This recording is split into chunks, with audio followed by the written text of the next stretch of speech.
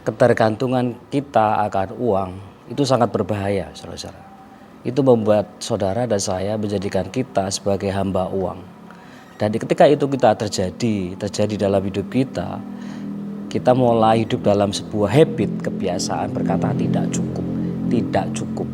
Seberapapun banyaknya berkat yang Tuhan percayakan dalam hidup saudara, orang melihat bahwa sebenarnya cukup, maka kita bisa berkata tidak cukup. Kita tidak cukup, berkata tidak cukup, dan terus mengeluh dan mengembangkan budaya mengeluh. Sehingga keluarga kita melihat sebagai orang yang suka mengeluh. Perhatikan di dalam Ibrani pasal 13 ayat yang kelima. Janganlah kamu menjadi hamba uang dan cukupkanlah dirimu dengan apa yang ada padamu. Cukup soal apa? Soal uang. Jika saudara belajar untuk berkata cukup, maka hati kita mulai lepas akan ketergantungan akan uang. Tetapi jika saudara berkata tidak cukup, tidak cukup, tidak cukup, maka kita sebenarnya sedang bergantung, berharap, dan mengandalkan uang. Siapakah yang saudara andalkan hari ini? Tuhan atau uang? Siapakah yang menjadi Tuhan atas hidupmu? Tuhan atau uang?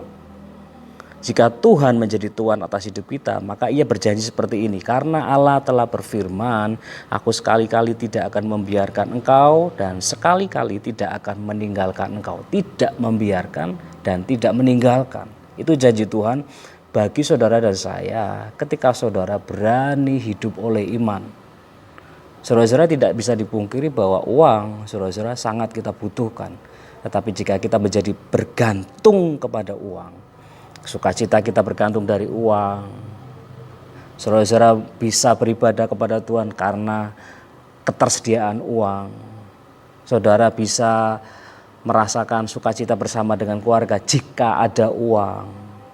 Dan kita mulai bergantung kepada uang. Segala sesuatunya bergantung kepada ketersediaan uang. Maka saudara harus berhati-hati. Di titik-titik itulah mulai kita akan berkata ketika persediaan uang menipis, menurun, tidak ada, sulit didapat, usaha sepi, kita boleh berkata, kita mulai mengeluh, menggerutu. Lupa untuk bersyukur bahwa banyak hal dalam hidup kita yang bisa kita syukuri. Keluarga, anak-anak, kesehatan. Bisakah saudara bersyukur hari-hari ini di masa yang sulit ini?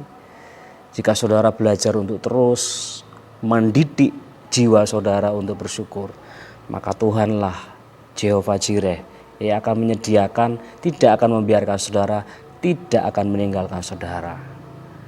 Jadi belajarlah bergantung kepada Tuhan, bukan kepada uang. Selamat beraktivitas, Tuhan Yesus memberkati kita semua. Amin.